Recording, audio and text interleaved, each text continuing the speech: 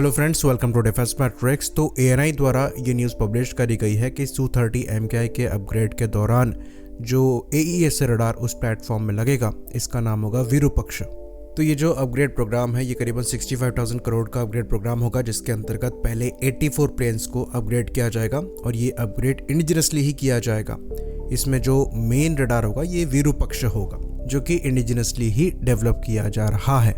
तो ये जो विरूपक्ष नाम है, ये हम पहली बार नहीं सुन रहे हैं, ये नाम पहले भी सुना गया है, पर वहाँ पर कॉन्टेक्स्ट डिफरेंट था। तो पास में फोटोज आई हैं जिसमें हम देख सकते हैं कि एक हॉकर 800 एयरक्राफ्ट को as a test bed convert किया गया है और रडार की टेस्टिंग के लिए इस प्लेटफॉर्म को इस्तेमाल किया जा रहा है। इंटरेस्टिंगली, एयरक्राफ्ट के नोज पे जहां पर रडार का एक्सटेंशन लगा हुआ है, वहां पर विरूपक्ष लिखा हुआ है। तो ये मानकर चला जा रहा था कि इस टेस्ट बेड का नाम ही विरूपक्ष है, पर एएनआई की रिपोर्ट ये सजेस्ट करती है कि जो रडार Su-30 MKI में लगाया जाएगा उसका नाम विरूपक्ष होगा। तो यहाँ पर कॉन्टेक्स्ट चेंज हो जाता है, क्योंकि जो विरूपक्ष है वो पूरे एयरक्राफ्ट में खाली जो नोज एक्सटेंशन है जहां पर रडार लगा हुआ है वहीं लिखा हुआ है। तो अच्छी खासी पॉसिबिलिटी है कि जो रडार यहाँ से टेस्ट किया जा रहा हो उसी का नाम विरूपक्ष हो, क्योंकि एएनआई की रिपोर्ट में लिखा गया है the radar is being developed, यानी कि रडार पर काम किया जा रहा है। तो अच्छी खासी पॉसिबिलिटी है कि जिस रडार को हम उत्तम समझ रहे थे वो एक्चुअली विरूपक्ष हो, और इसकी भी पॉसिबिलिटी एग्जिस्ट करती है कि विरूपक्ष रडार उत्तम का ही एक वर्जन हो। खैर, चीजें यहाँ पर क्लियर नहीं है।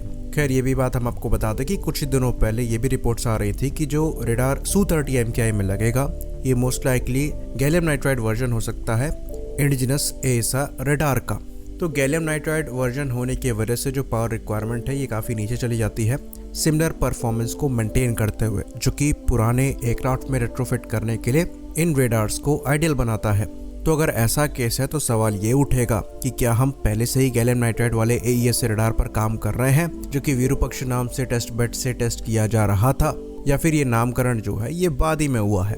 तो जो नोज कोन टेस्ट करी जा रही थी टेस्ट बेड हॉकर 800 से, ये कंपेरेटिवली काफ़ी छोटी है Su-30 MKI की नोज से। तो रडार साइज डेफिनेटली यहाँ पर छोटा है और कंपैरेबल है तेजस और तेजस मार्क 2 के रडार साइज से। ऑल्दो बेसिक टेक्नोलॉजी टेस्ट होने के बाद एंटीना साइज बढ़ाया जा सकता है, तो ये कोई बहुत कॉन्ट्राडिक्टिंग मैटर नहीं होगा, पर फिर भी बड़ा रडार का मतलब ज़्यादा पावर कंजप्शन भी होता है, जो कि Su-30 MKI के केस में पुराने इंजन्स के साथ प्रोवाइड कराना थोड़ा मुश्किल होगा।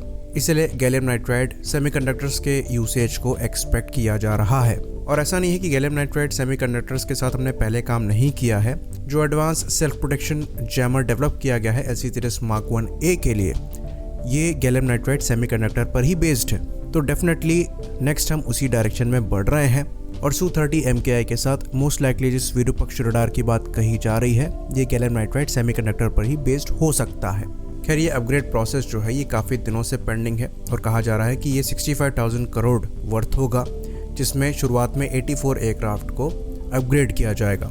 इस इंडिजिनस अपग्रेड पैकेज पे पहला तो रडार इंक्लूडेड होगा, दूसरा कॉकपिट अपग्रेड होगा, तीसरा यहाँ पर एडवांस सेल्फ प्रोटेक्शन जैमर को इंक्लूड किया जाएगा, जो कि मोस्ट लाइकली पॉड माउंटेड ही होगा। बाकी जो एडवांस रडार वार्निंग रिसीवर्स हैं, जो कि डिजिटल रडार वार्निंग रिसीवर्स हैं, वो पहले ही इन प्लेटफॉर्म में लगाए जा रहे हैं। रही बात मिसाइल अप्रोच वार्निंग सेंसर्स की, तो हमें ऐसा लगता है कि उनका इंटीग्रेशन नहीं किया जाएगा। हो सकता है उनको as a pod based system use किया जाए, पर बॉडी में इंटीग्रेट किया जाएगा इसकी पॉसिबिलिटी कम ही नज़र आती है। ऑल्दो ड्यूल कलर मॉस जो है ये डेवलप किया जा चुका है। बाकी मिशन कंप्यूटर अपग्रेड यहाँ पर होगा, और जो IRST सेंसर है जिसको OLS-30 कहा जाता है, डेफिनेटली इसको भी रिप्लेस किया जाएगा, और मोस्ट लाइकली जो IRST सेंसर तेजस Mark 2 के लिए बनाया जा रहा है उसका ही एक वर्जन या फिर वही इन प्लेटफॉर्म में लगाया जाएगा। बाकी वेपन अपग्रेड तो रेगुलरली हो ही रहे हैं, तो वो तो ऑनगोइंग प्रोसेस है। बाकी एवियोनिक्स अपग्रेड को छोड़कर फिजिकली यहाँ पर कुछ अपग्रेड किया जाएगा, इसकी पॉसिबिलिटी कम ही नज़र आती है, क्योंकि इंजन अपग्रेड को लेकर भी जहाँ तक न्यूज़ है ऐसा लगता नहीं है कि कुछ किया जाएगा।